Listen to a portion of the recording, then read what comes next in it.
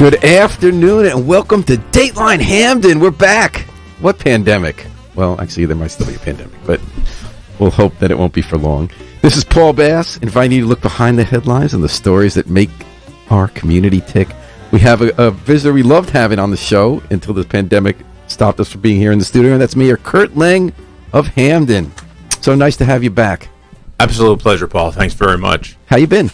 Just getting ourselves forwarded online here. I'm doing well. It's been a strange time, to say the least. And if only we could have put bets on what happened over the last 2 years, last time that we spoke in studio. I don't think that 1,000,000 to 1 odds we could have even begin to dream what it would look like and how things would be and how things are.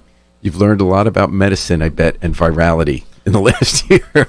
More than I could have ever imagined. I do have a very good friend, Dr. Stephen Juris, who I've been friends with since high school and college, and he just was in the middle of writing a book called Juris Immunology, ironically. So I always had a person from a different state, a different world to kind of just check in with, to bounce different health thoughts. And actually, I always wonder about that with mayors, governors, and people have to make on-the-ground decisions. So when you were making all these decisions when we had very incomplete information for a year, like, is it safe to touch things? Like, there are people still using hand sanitizer thinking that's going to stop them from getting COVID, which is kind of crazy.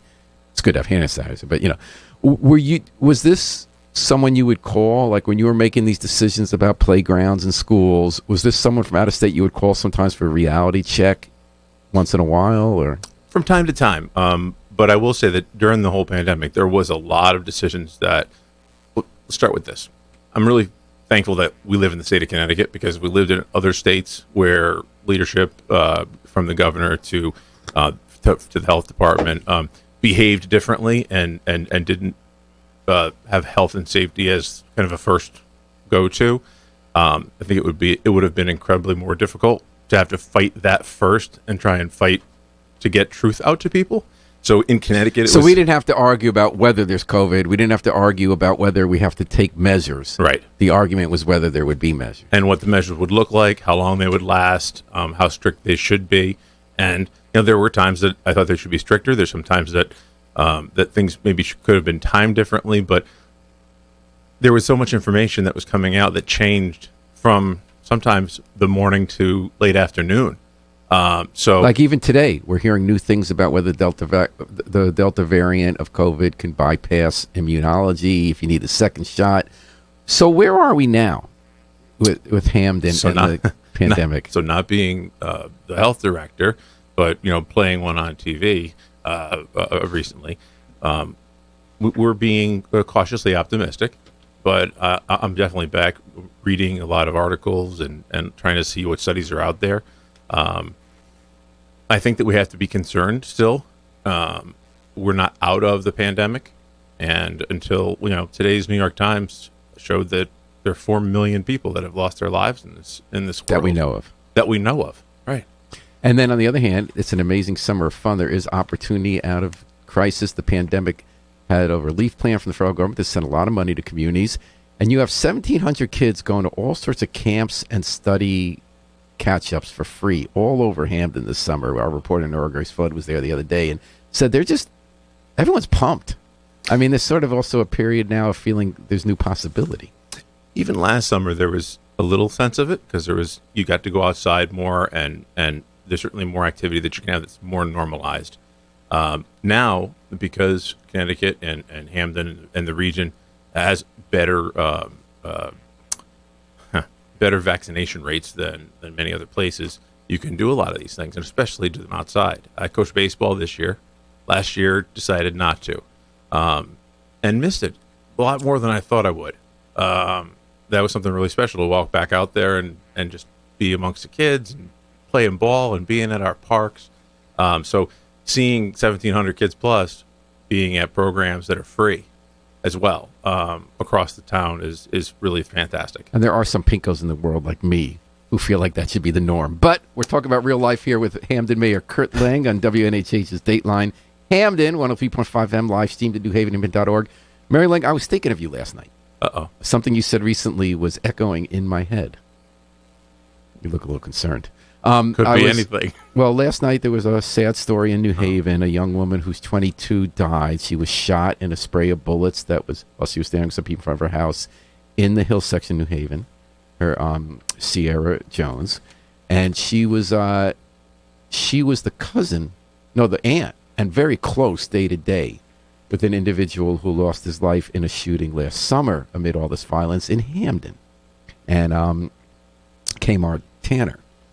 And I was thinking of something you said recently. I saw you at the New Haven Police Department. You were with mayors and chiefs from different communities around here, as well as law enforcement. And you were saying the following. You said, the borders are silly. We are all in this together. And I was thinking, look at that connection. So all these cases go back and forth. There's clearly retaliation going on. There are people who don't stop at Dixwell Avenue, Whitney, when it says, welcome to Hamden, New Haven, and stop seeing their friends and family members. And we've had all this violence. And it's not just violence. I mean, our communities really become so much more intertwined, I think. But we're dealing now with this increased violence in Hamden, in New Haven, in the country. And it really is sort of a common challenge for us. Tell me about that. When you said that at the police department the other day, what were you thinking, and what did that grow out of your own experiences this past year dealing with what is an urban challenge? So to start off with, the senseless acts of violence that have been happening, these aren't acts of violence where kids are having a fight, where young people are having a fight and you move on. They're tragic, they're hurtful, they're permanent. They change families forever.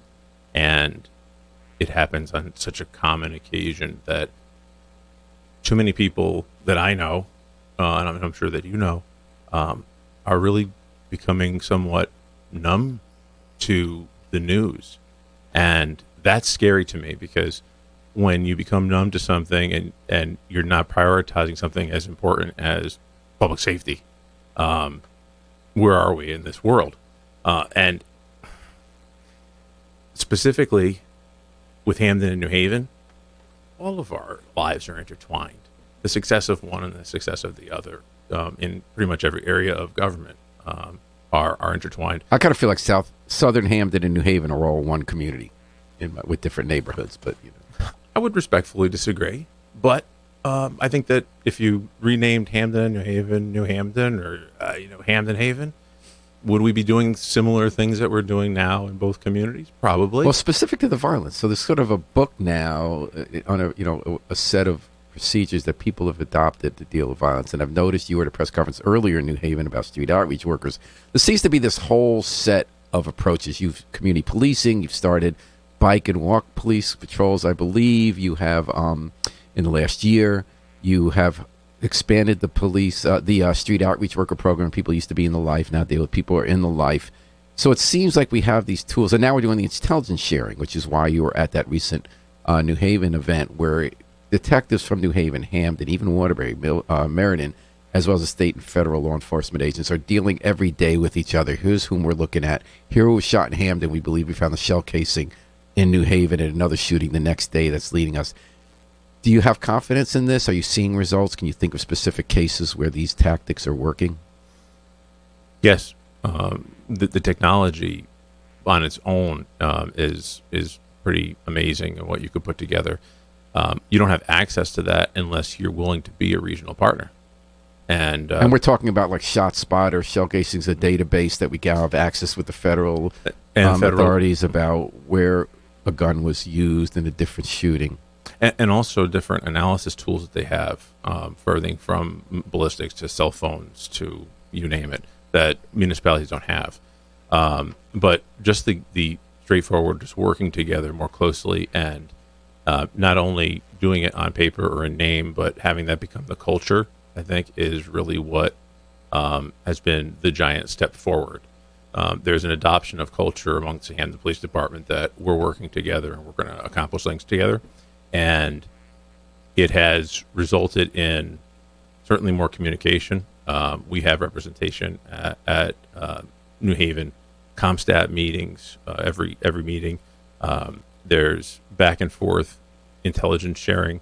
We have our own intelligence unit, but now working together, there's a lot more information on both. Am I right that a lot of bureaucratic rivalries have disappeared in recent years? I don't know why that is. I used to hear a lot from federal and New Haven investigators disparaging of the other. Like they don't know what they're doing. And now I'm seeing more cooperation. It's true. might not know below the surface, but it seems like there is more of a common mission regionally on these cases. I can't say why, but I would completely agree with you that there seems to be more. It's not as much a bravado of we want to get this case or you want to get the case and who gets the win. It's just making sure that we can save a life. I guess the way individuals mature, maybe societies do too. One could hope, but there's so many examples of where that's not happening. It's hard to pick and choose. And then there's you're doing a once a decade, the way every community does, charter revision process where you come up with ideas about how to change the fundamental document that governs your town, and then it goes before voters. And one of the ideas is to have an expanded board of police commissioners, which would have a district, a representative from each district in town so that all communities are represented, and another one to have, I believe, civilian review board enshrined in a charter. The powers of.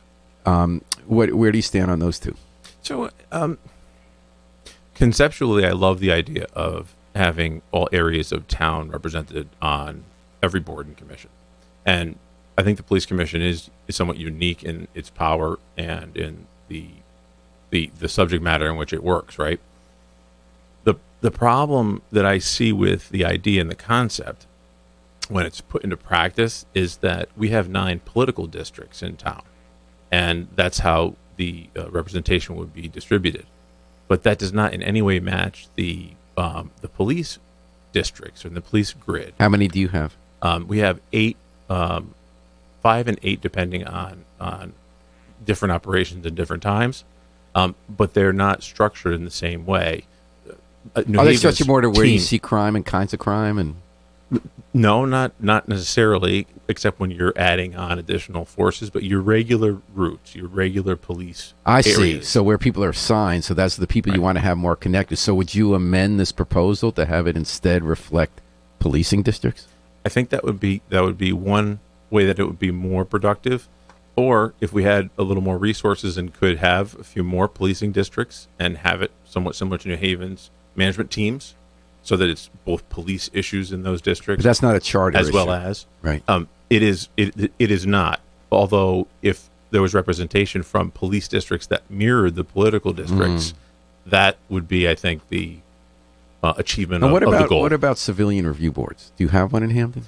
The police commission acts as a civilian review board, and the charter gives it, the new charter proposal gives it some additional powers, and, such as examination powers, and they already have subpoena power, correct? They do not. They do not, because New Haven's does. They do. So I'll give you my bugaboo. In New Haven, we had this big fight about civilian review board because people didn't trust the police to investigate themselves, or the police commission. But it is the police commission that has subpoena power here. And in 1970s, that commission was independent. They uncovered a huge wiretapping scandal that led to the removal of the police chief because they used subpoena power. I always wondered, instead of creating a new body that didn't have the powers, why there wasn't public pressure to create a more independent police commission. Because I know in Hamden, people protest the police, do not trust the police commission. It's not a good relationship.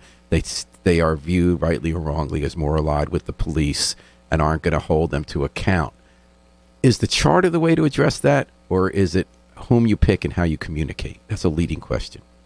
I'd push back against the premise a little bit. I think our police commission has really done a very, very good job overall, with a lot of challenges that they've faced and that our community has faced.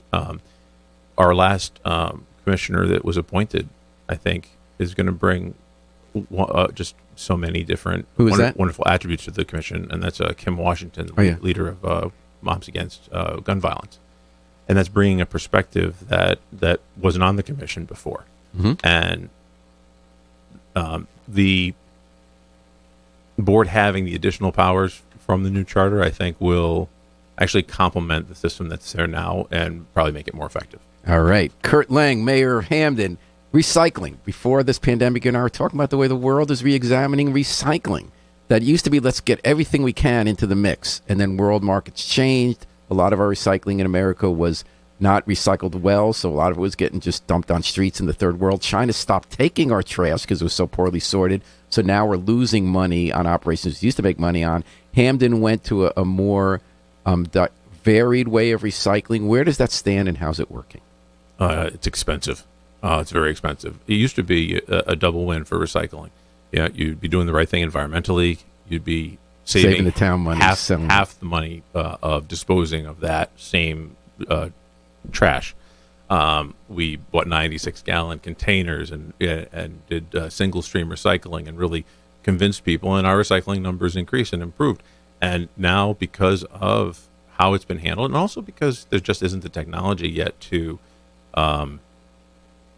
have the sorting machines that are going to produce the type of recyclables and the clean recyclables that actually can bring value and aren't just trash or semi-trash. It's a really expensive thing. So what we've done in Hamden is we've tried to talk to people about it and talk about its importance. We've gotten a pilot program that's going to be starting soon on compost pickup. We've got a compost station at the transfer station now, so we can have people actually bring their compost there if they don't have their own composting at their home. I love composting. We compost. I haven't done it yet personally, but I did ask for my first container. See, we're vegetarian at our house, give me a little so everything tip. goes. Just go. Everything goes in. Yeah. Okay. But this is something we've been talking about on a regional basis and on a statewide basis with CCM and with our Connecticut Conference and Municipality. And thank you. You always help me with that. Yeah, that's what reporters do. We translate acronyms for a living. Government speak. Daniel Hunt says Mayor Curt Leng is a great guy. Thanks for listening. Daniel Hunt's a great guy. He works with the police in both towns. He's extraordinary. He just became a human services I know. commissioner. I know. He's very proud of that. And we're very proud to let you know you're listening to Dateline Hamden with Mayor Curt Leng. Help me figure out something I was confused about reading about Hamden from New Haven. So you have this guy, Eric Johnson, who grew up in New Haven. He's a development official, did a great job in New Haven with something called Livable City Initiative. He's a guy who has a lot of experience in planning and understands politics in cities, went to D.C., other places, and took on some tough stuff in New Haven and was willing to say when he made a mistake and fix it. So here you're hiring him to be director of planning. And you also made him director of development. And the controversy that erupted was whether you could have him do both, because that supposedly combines the departments. And you were quoted saying, well, I used the wrong word. It's not a merger department. We'll find someone else. What I was thinking from a distance was, wouldn't you be bragging about combining departments and a job? If you get someone who's very good at planning and development, don't people want, in all these times of tough fiscal budgets, except when we're in a pandemic, don't they want you to run a government more efficiently with a strong person to combine jobs? I mean, wasn't that a win? I think it was a huge win for Hamden, getting somebody the caliber of. So why of was Eric. there? You were kind of defending that. You should use different words. I guess because legally you can't merge departments without. There were certain folks that opposed it and became more vocal and formalized that position, and so I felt the need to clarify it. But what I actually did as an action is he's been appointed as the town's acting town planner. Mm-hmm. Any appointed position has 90 days in the acting capacity, and then it goes before our legislative council for approval.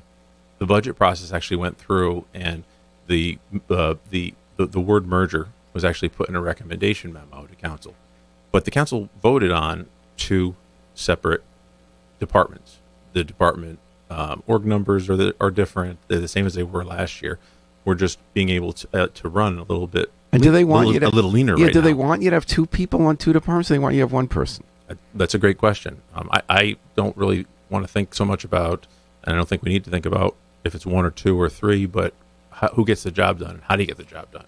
And we have a person, the caliber of Eric, that has done work, like you said, in New Haven, exceptional work. He did work in Hartford in the redevelopment agency, where he was overseeing numerous departments and private sector experience. And that's a real opportunity. I love covering Hamden. the guy. I was sad when he left New Haven. He's extraordinarily dynamic. He's a big thinker.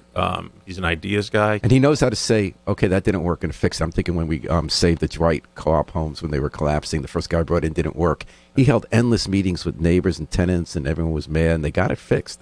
I think he's an exceptional professional, and I will also say I'm darn confident that any doubters he'll win over with a little time. Well, that's what you do. You got to prove it, right? When they're That's mad right. at you. And we're going to prove before we let you go, Mayor Curt Leng, the big question is, it's a campaign season, and you haven't announced if you're running for re-election. You got two people who oppose you running against each other for Democratic nomination.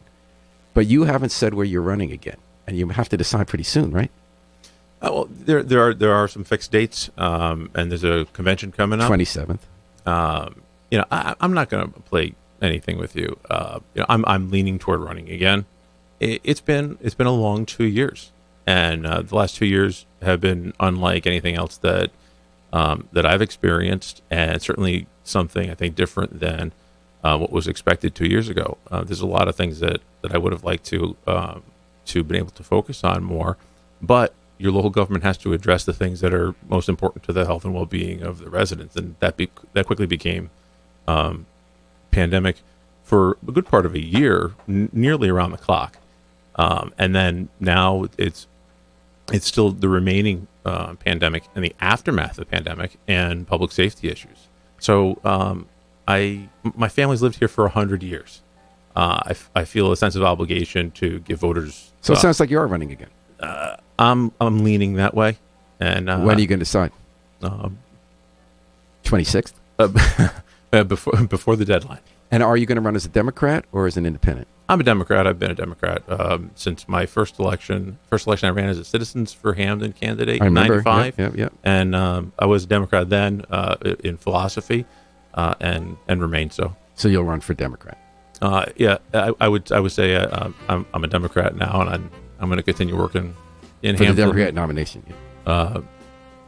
That's another conversation. So you're not Paul. answering. So if you run, it's possible you want to be running for the Democratic nomination? The Democratic Party in Hamden is complex and complicated, and that's a different conversation I'd love to have with you. Okay, we don't have time here. But can you just say if you run, are you going to seek the Democratic nomination, or you haven't decided that? I have not decided that. All right. Some mayors are feeling like after the pandemic, they're just wiped out, especially with the gun violence, so they're not running again. Other mayors, like in New Haven, say, I kind of want to follow this through to the end, and there's stuff I wanted to get to. I couldn't. You're in camp two. I am absolutely in camp two, and that would be the reason that I would run.